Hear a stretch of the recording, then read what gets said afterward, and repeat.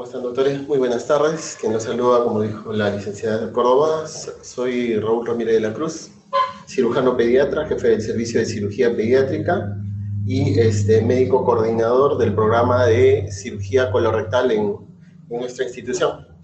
Algo para que puedan conocernos un poco a los cirujanos de esta institución es que cirugía, en el departamento de cirugía se divide en dos especialidades, ¿no? Cirugía pediátrica y cirugía neonatal. Dentro de esas dos especialidades, nosotros lo que estamos formando son unidades funcionales. Tenemos unidad funcional colorectal, unidad funcional de hígado y vías biliares, la unidad funcional de lo que es esófago y estómago, la unidad funcional de defectos de pared y la unidad funcional de cirugía abdominal compleja. Básicamente, toda esta división que hacemos nosotros en la parte quirúrgica es debido a que esta es una institución de alta complejidad. Y al ser una institución de alta complejidad, pues obviamente no resolvemos aquellas patologías que no revierten, que pueden ser, mejor dicho, manejadas en otras instituciones, ¿no? Por ejemplo, nosotros no manejamos lo que tiene que ver con apéndices, no hacemos hernias, salvo que sean pacientes propios de nuestra institución, ¿sí? O sea, pacientes, por ejemplo, cardiópatas o pacientes que son de neurocirugía. No realizamos eso como parte de la formación de los médicos residentes que vienen a rotar en nuestra institución, ¿no? Es el promedio, por ejemplo, de cirugías que tienen que ver con apéndices. Al año nosotros realizaremos unas 20 cirugías de apéndice, unas 25 hernias inguinales o umbilicales. No es algo que nosotros tenemos como fortaleza, ¿no? Entonces yo quiero que entiendan ustedes, profesionales que se están formando, que entiendan que esta es una institución netamente para niños con malformaciones congénitas de resolución quirúrgica o aquellos niños que tienen problemas quirúrgicos de alta complejidad. Todavía nosotros no estamos haciendo, por ejemplo, lo que es el intestino corto, pero ya empezamos a hacer un protocolo de rehabilitación intestinal para niños con intestino corto. La unidad funcional de cirugía colorectal involucra más que solamente el hecho de operar malformaciones anorrectales. Quien les habla es el médico coordinador junto con la doctora Gladys Zulca, que es coordinadora también del programa. A la vez tenemos a la doctora Mónica Icochea, que trabaja también con nosotros, que es médico asistente. Vale decir que en este equipo trabajamos 3 cirujanos pediatras. Tenemos a la doctora Ivette Quilla, que es pediatra, que es la que se encarga de ver todo lo que es el programa también sobre el manejo de rehabilitación intestinal colónica con nosotros. Tenemos a la licenciada en nutrición, Milagros Dávila, que se encarga de todo el aspecto nutricional en estos pacientes, y la licenciada Sara Barrientos, que es la jefa del servicio de cirugía, pero que tiene especialidad en manejo de heridas y estomas. Como pueden darse cuenta, el manejo de un paciente de cirugía colorectal no solamente involucra el operar, sino involucra ya también un manejo integral del paciente pediátrico. Ahora estamos haciendo un nexo ya cada vez más fuerte con nuestros compañeros de radiología y hay un compromiso de la doctora Claudia Lazarte para poder nosotros trabajar también con ellos de la mano. Nosotros iniciamos este proyecto, ni bien se inició en la institución. En el 2014 ya hemos realizado más de 6 campañas de cirugía colorectal de la mano con el Children's Hospital de Pittsburgh. El año que vienen cirujanos colorectales de Kansas y este año vinieron de Pittsburgh y de Miami. Entonces lo que nosotros estamos haciendo es hacer crecer esta institución como un centro de referencia nacional e internacional de niños con malformaciones congénitas del polo caudal. ¿Sí? Ya hemos tenido la oportunidad de manejar pacientes de Chile, Argentina, Bolivia, Venezuela y Ecuador, ¿no? O sea, ya nos están conociendo de a pocos en el manejo. Bajo este concepto, encontré estos indicadores básicos. Por ejemplo, ¿por qué es importante este concepto, no? En el INEI dice que nacimientos inscritos en el Perú son 652.075 entre el 2011 y el 2015. Específicamente, estos son en el 2015. ¿Por qué les doy a conocer esta cifra? Porque básicamente de estos 652.075 pacientes, ¿sí? 1 de cada 4.000 tiene malformaciones anorrectales y 1 de cada 4.000 enfermedad de Hirschsprung. Vale decir de que en nuestro país deberían de nacer, bajo estas cifras, 163 recién nacidos vivos con patología colorectal, como malformación o como Hirschsprung, ¿sí? Ahora, otro dato, que nosotros que trabajamos en el Ministerio de Salud, a través del CIS, vemos el 69% de estos pacientes, de estos recién nacidos. Eso es importante para nosotros, porque obviamente la cantidad de pacientes que nosotros manejamos es alta, ¿sí? E-Salud maneja un 20%, las fuerzas privadas de policiales, fuerzas armadas, navales, manejan hasta un 8% y solamente al índice privado un 3%. Esto al 2015. Nosotros solamente vemos un 16% de estos 163 pacientes. El resto, el 84%, se va a los hospitales de MINSA, E-Salud, Fuerzas Armadas y clínicas. ¿Sí? Eso es lo que nosotros podemos ver. Pero frente a otras instituciones, obviamente el 16% es un número muy elevado. Entonces, cuando viene un neonato, ¿sí?, con una malformación anorrectal, nosotros tenemos esta cartilla, que es un screening neonatal para pacientes con malformación anorrectal. Entonces, ¿qué es lo que nosotros buscamos de manera inicial y qué exámenes debemos hacer durante las primeras 24 horas? ¿Sí? Eso sí es muy importante. Tenemos que hacer y ver que el 30% de estos pacientes tienen anomalías cardíacas asociadas. ¿Y cuál es el examen de elección? Pues obviamente un ecocardiograma.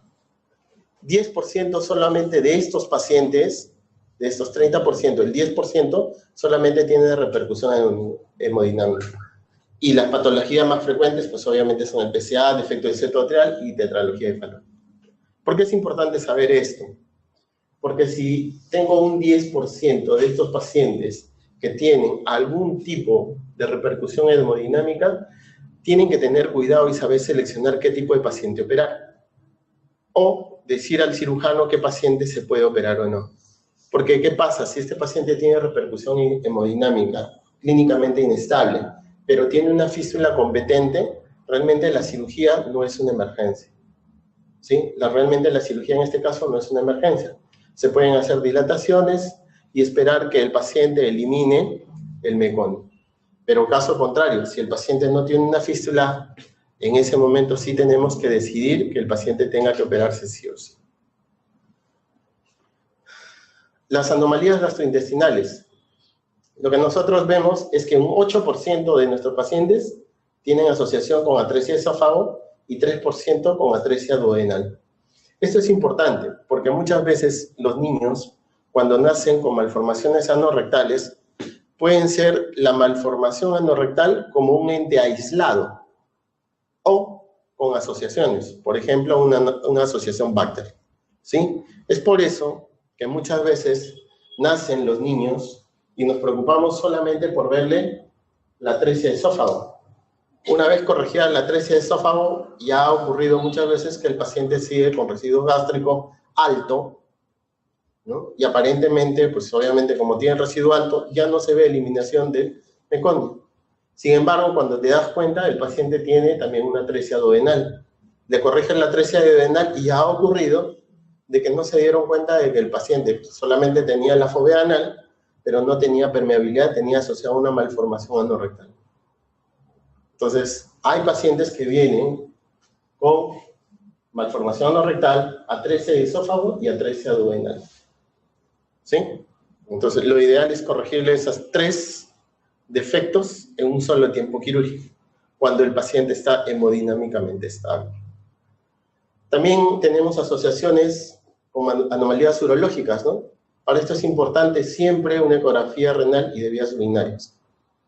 Esto es muy importante tenerlo en cuenta porque el 50% de los pacientes que nacen tienen algún tipo de asociación urológica, ¿no? Pero los más comunes son la hidronefrosis, el reflujo vesicoureteral, agenesia renal y megaureter.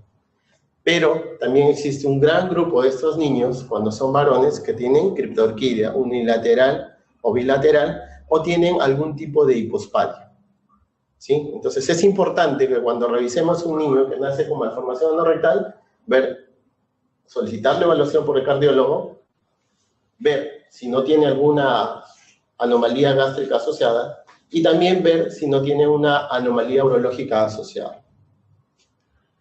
Así como también el 25% de estos pacientes que tienen malformación anorrectal tienen, ¿no?, problemas de la médula anclada. Y básicamente, cuando son neonatos, hasta los 3 meses, ¿no?, nosotros tenemos la facilidad de poder pedirle una ecografía de columna y ver la médula. Pero después de los 3 meses, nosotros tenemos que pedir una resonancia magnética. Entonces, si nosotros tenemos la oportunidad de tener un neonato, lo primero que yo le pediré también que es una ecografía de columna. Y a su vez, una radiografía del sacro. ¿Por qué es importante el sacro? Si ustedes recuerdan, en el sacro, cuando hacíamos anatomía en segundo año de medicina, desembocaban unos nervios muy importantes, ¿no? Del S2 al S4. El S2, S4 se encargaba básicamente de ¿qué cosa? Del control. Perfecto, doctor. El control esfinteriano, ¿no? Y de la motilidad, ¿de quién? De la vejiga y del recto. ¿Qué pasa si yo tengo un hemisacro? El sacro incompleto. ¿Eso qué me querrá decir? De que mi pronóstico de continencia, tanto urinario como fecal, no será bueno. Si tengo ausencia o agenesia del sacro, definitivamente mi pronóstico de continencia será malísimo. Es por ese motivo que también nosotros nos interesa ver, ¿no?, básicamente si este niño o este neonato tiene problemas asociados de la columna. Al tener problemas asociados de la columna, como un mielomeningocele, un lipomielоmeningocele, o cualquiera de esas asociaciones, pues básicamente, ¿qué sucederá con este tipo de pacientes? Su pronóstico de continencia será malo, ¿ya? Y solo en un pequeño porcentaje, en mujeres, el 30% de estas niñas nacen con una enfermedad que se llama cloaca. La cloaca básicamente se caracteriza porque hay un conducto común donde se unen la uretra, la vagina y el recto. A eso se llama cloaca, ¿sí? Entonces, el 30% de estas niñas que nacen con cloaca tienen hidrocolpos. Por eso es importante pedirles una ecografía pélvica. Y el 5% de las niñas que nacen con fístula rectovestibular también tiene hidrocolpos. Por eso es que para nosotros es importante pedir una ecografía pélvica. Con evaluación de estos 5 ítems, nosotros tranquilamente podemos pedirlo dentro de las primeras 24 horas de nacido, ¿no?, en el neonato. Esto a nosotros nos ayuda bastante para hacer un screening adecuado sobre lo que viene a ser el manejo inicial del neonato, ¿no? Esa viene a ser lo que nosotros le llamamos la radiografía del sacro.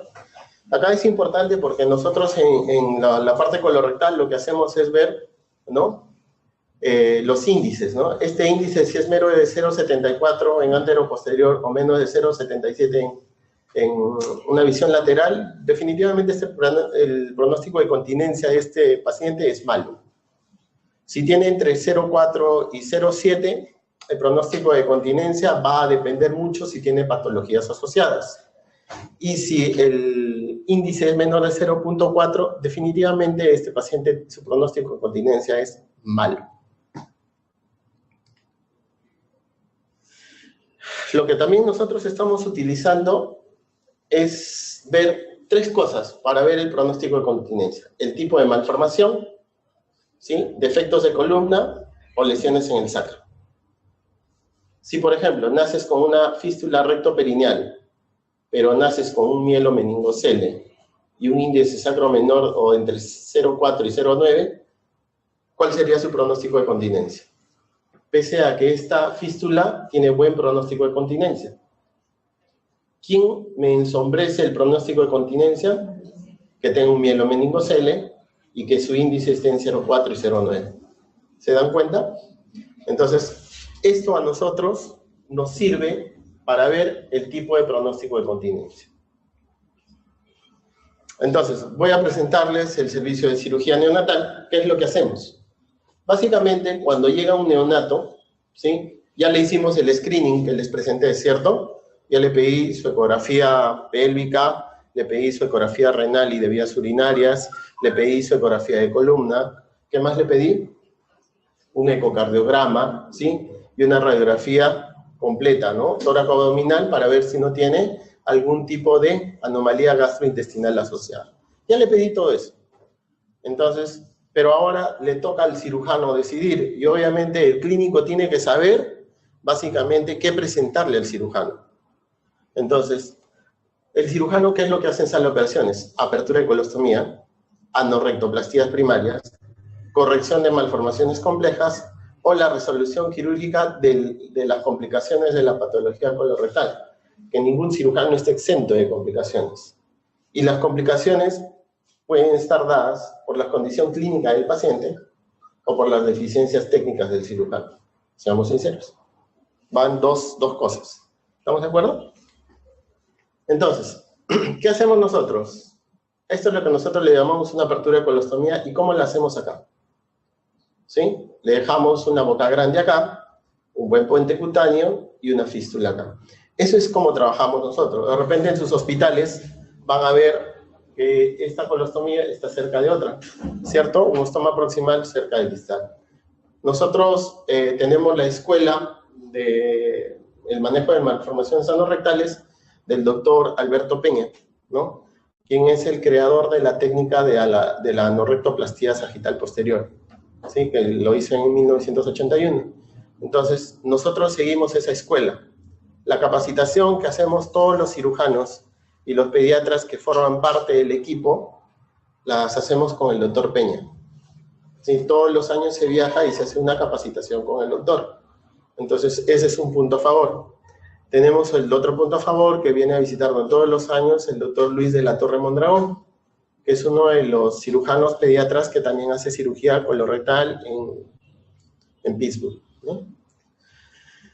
Hasta hace poco, exactamente un par de años, nosotros no nos atendíamos a hacer las anorrectoplastías primarias. Les explico qué es una anorrectoplastía primaria. Normalmente, todo paciente con malformación anorrectal entra por esto, una apertura de colostomía, primer acto quirúrgico, ¿sí? 3 meses después se pasa esto a la anorrectoplastía, 3 meses después. Y entre 2 y 3 meses después pasamos al cierre de esta colostomía. ¿Vale decir que ese paciente cuántos tiempos quirúrgicos tiene? Tiene 3. Con la anorrectoplastía evitamos la apertura de colostomía y evitamos, ¿qué cosa? La restitución del tránsito intestinal. Pero la pregunta sería, ¿se puede hacer en todos los pacientes? No, definitivamente no. Como les decía al empezar, uno va a depender de la condición clínica del paciente, el tipo de malformación que tenga, y lo más importante es la experiencia del cirujano.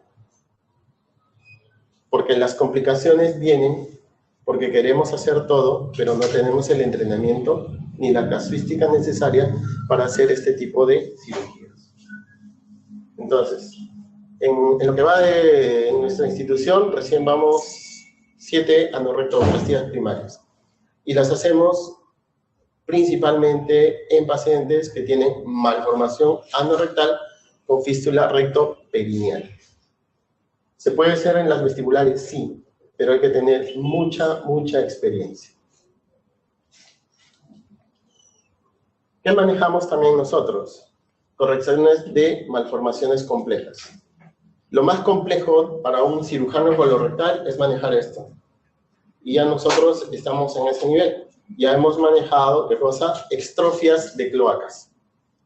¿Sí? Vejiga derecha acá, vejiga izquierda acá, escroto derecho acá, escroto izquierdo acá, hemipene derecho acá, hemipene izquierdo acá. Entre esos se interpone un asa intestinal prolapsada. Y el resto es un onfalocele. ¿Se dan cuenta? El niño prácticamente ha sido partido en dos, simétricamente. No ha terminado de hacer su fusión celómica adecuadamente. Eso es lo más complejo que nosotros esperamos. Tenemos 3 casos de estos, 2 supervivientes, uno que lamentablemente falleció porque tenía una cardiopatía congénita compleja. Y lo que les decía, ¿no? Resolución quirúrgica de complicaciones de patología colorectal. Muchas veces, sin tener la experiencia necesaria, nos atrevemos a hacer anorrectos primarios. Y al final de cuentas, dañamos al paciente. Y su pronóstico de funcional cae. ¿Por qué? Porque ya dañamos fibras. Al músculo lo fibrosamos. Entonces, la contractibilidad va a ser menor, ¿cierto? Entonces, ¿lo habré logrado en este paciente mejorarlo? Definitivamente no. ¿Qué es lo que hacemos también nosotros? Manejamos al paciente no como una parte, como les decía hace un momento. El manejo es multidisciplinario. Y hay manejo coordinado con anestesiología, ¿no? Porque obviamente le decimos el tipo de cirugía que vamos a hacer con el paciente, ¿no? O los exámenes adicionales que le vamos a hacer durante la intervención quirúrgica. Estamos muy de la mano ahora con radiología. ¿Por qué? Porque hay malformaciones que son tan complejas que nosotros necesitamos resonancias o reconstrucciones para poder orientarnos sobre la anatomía de cada paciente. Este es un caso muy, muy complejo. ¿Ves? Por ejemplo, tiene la vejiga, el útero acá, la vagina acá. Si se dan cuenta, acá hay un recto, pero esta paciente ya había sido operada 2 veces. Entonces, a este nivel tenemos que llegar de saber identificar mediante imágenes, ¿no?, qué tengo por dentro. Entonces, para esto, ¿qué es lo que hemos hecho? O sea, esto se llama trabajo coordinado. Nosotros con nuestros compañeros, los radiólogos, hemos empezado a hacer capacitaciones continuas, permanentes, de un lado y otro lado. Yo como cirujano voy y le digo, ¿qué quiero ver? Y él como radiólogo me dice cómo hacerlo. Y al final ese es el resultado. Un examen que a mí me sirve mucho para poder tener una orientación quirúrgica adecuada. Y obviamente a él le sirve estas imágenes para hacer un reporte adecuado. ¿Sí? Él es Angelito. Ahorita ya tiene 2 años. Sí, es el niño de la estrofia de cloaca. Es una de las formaciones más complejas que hay. Le falta la última cirugía, que la vamos a hacer en enero o febrero del año que viene. Porque las cirugías de ellos son por etapas, ¿no? William, que es un niño que tuvo la oportunidad, que tenía una malformación anorrectal con fístula vesical, que es una de las patologías más complejas que hay para los varones. Es el símil con las cloacas en las mujeres, ¿no? Y así cada uno de nuestros pequeños, por ejemplo, él es el hijo de José Luis. Yago. Yago es un niñito típico con asociación Bacter, ¿sí? Nació con atresia esófago. Este niño acá tiene 6 meses. Sin embargo, lo ven, tiene una atresia esófago tipo 1, o tenía. ¿Ya? Tenía una atresia esófago tipo 1. ¿Qué es lo bonito de este niño? Que a partir de los 3 meses empezó a tener control sobre lo que es el esputo. Se llenaba de saliva y el niñito escupía. La mamá le daba de comer, como él no podía deglutir porque tenía un cabo esofágico, el niñito se llenaba, ¿qué hacía? Lo escupía. Un trome, vivía con su gastrostomía, comía por la gastrostomía. Pero este niño se empezó a utilizar un sistema que era el de balón a presión negativa, ¿no? Que acá lo hemos patentado. Utilizábamos esas botellas de cloruro de 1 litro, se le pone una sonda de alimentación, dependiendo de cada paciente, se le deja acá con una bigotera ya como una bigotera se pone ahí y se hace la compresión de toda la botella. Y esa botella durante las 24 horas solamente va llenándose por presión. La mayoría de las mamás que han llegado acá tenían mucho miedo de llevarse a sus hijos, pero sin embargo con ese sistema ha sido una maravilla. Hay otros que sí son tan complejos que no pueden, ¿no? Y obviamente tienen que comprarse su sistema de aspiración, que pues les cuesta entre 400 y 800 soles. Depende de cada uno de ellos, ¿no? Y cada uno de ellos, como pueden darse cuenta, son gente muy humilde, gente que viene de las partes que ustedes ni se pueden imaginar, ¿no? Pero ellos son muy conscientes, ¿no? Y pueden, ¿no?, llevar a sus pequeños y traerlos.